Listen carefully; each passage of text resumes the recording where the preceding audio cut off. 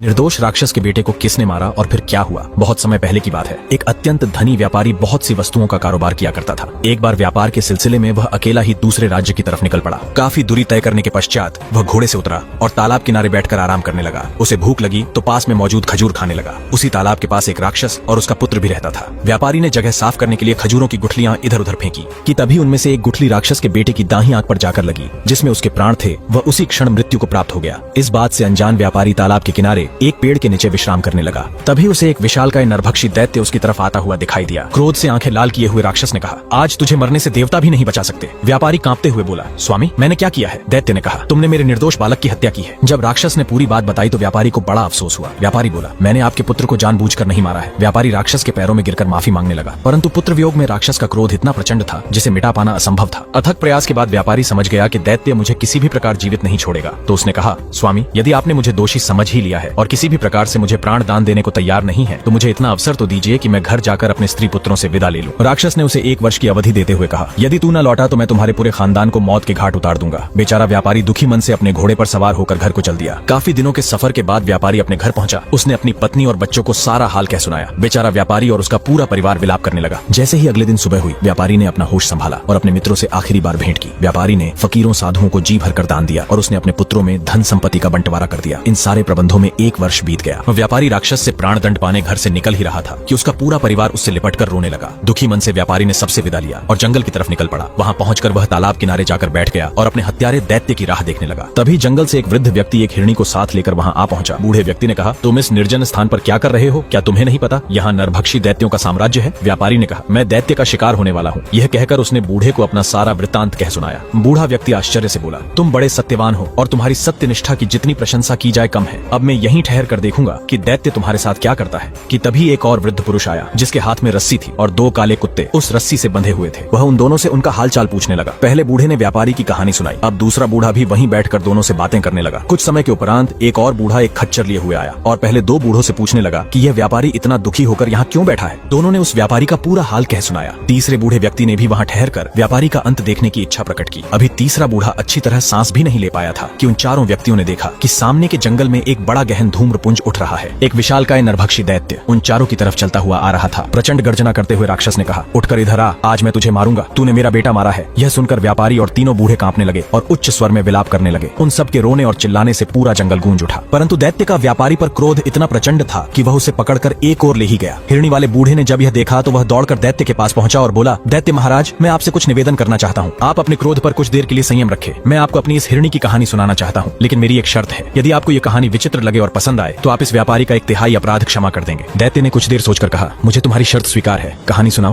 पहला बूढ़ा बोला, हे दैत्यराज, अब ध्यान से मेरी कहानी सुने। यह कोई साधारण हिरणी नहीं है, बल्कि मेरी पत्नी है। जब ये 12 वर्ष की थी तो इसके साथ मेरा विवाह हुआ, परंतु विवाह के 30 वर्ष के बाद भी हमें कोई संतान नहीं हुई। पुत्र मोह में मैंने अपनी दासी से विवाह कर लिया। कुछ समय बाद दासी से मुझे पुत्र की प्राप्ति हुई। पुत्र प्राप्ति के बाद मेरी पत्नी दासी और मेरे पुत्र से द्वेष रखने लगी। संयोगवश मुझे किसी कार्य हेतु अन्य देश को जाना पड़ा। मैंने अपनी पत्नी से कहा कि मेरे पीछे इन दोनों की अच्छी तरह देखभाल करना। द्वेष भावना के चलते मेरी पत्नी जादू टोना सीखने लगी। मेरे जाने के बाद उस दुष्ट ने अपने जादू से मेरे बच्चे को बछड़ा बना दिया और उसे मेरे नौकर ग्वाले को सुपुर्द कर दिया और कहा कि इसे अपने घर ले जाकर अच्छे से देखभाल करना। इसी प्रकार उसने मेरी दासी को जादू के प्रभाव से गाय बना दिया और उसे भी ग्वाले के घर भेज दिया। 1 वर्ष बीतने के उपरांत मैं विदेश से वापस लौटा। हे दैत्यराज, विदेश से वापस आकर मैंने अपनी पत्नी से अपने पुत्र और उसकी माँ के बारे में पूछा। उसने कहा कि तुम्हारी दासी की मृत्यु हो गई है और तुम्हारे पुत्र को मैंने 2 महीने से नहीं देखा। मालूम नहीं वह कहाँ चला गया। मुझे अपनी दासी के मरने का बड़ा अफसोस हुआ, परंतु मुझे आशा थी कि कभी न कभी पुत्र से मेरी भेंट हो जाएगी। इसी बीच काफी दिन गुजर गए। मेरी दुष्ट पत्नी ने एक षड्यंत्र रचा। उसने मुझसे कहा कि हमारे गाँव में एक तांत्रिक है। उसने मुझे कहा है कि यदि हम एक गाय की बलि देंगे तो तुम्हारा पुत्र वापस लौट आएगा। पुत्र मोह में मैंने अपनी पत्नी की बात मान ली और मैंने ग्वाले से गाय मंगवाई। वह गाय कोई और नहीं बल्कि मेरी दासी ही थी, जिसे मेरी दुष्ट पत्नी ने गाय बना दिया था।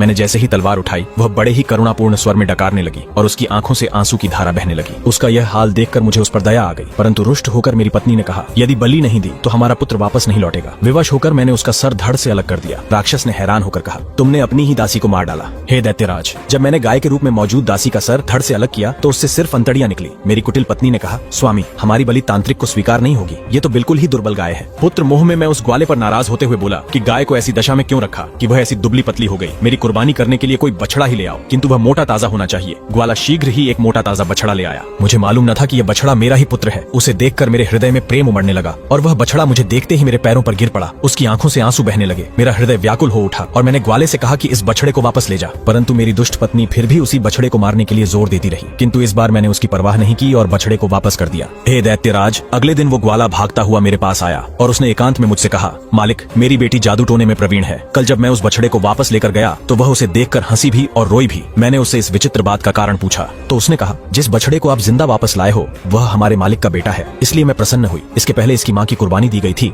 इसलिए मैं रोई। हमारे मालिक की पत्नी ने इन माँ बेटे को काले जादू के प्रभाव से गाय और बछड़ा बना दिया था। मैंने जो अपनी बेटी के मुंह से सुना वो आपको बता दिया मालिक। इतना सुनते ही मेरी रूह कांप उठी। फिर मैं ग्वाले के साथ उसके घर चला गया। मैंने उस लड़की से कहा, क्या तुम इस बछड़े को फिर से मनुष्य का रूप दे सकती हो? उसने कहा, निश्चय ही मैं उसे दोबारा मनुष्य बना सकती हूँ। अगर तुम ऐसा कर दो तो मैं तुम्हें अपनी सारी धन संपदा दे दूंगा। लड़की ने मुस्कुराकर कहा, हम लोग आपके सेवक हैं मालिक, मुझे कोई धन संपदा नहीं चाहिए, किंतु बछड़े को मनुष्य रूप मैं 2 शर्तों पर दूंगी। पहली शर्त, उसके मनुष्य बनते ही आप उसका विवाह मेरे साथ कर देंगे। दूसरी शर्त, जिसने इसे मनुष्य से पशु बनाया है उसे दंड दिया जाए। दैत्य ने उत्सुकता से कहा, क्या तुमने उसकी बात मान ली?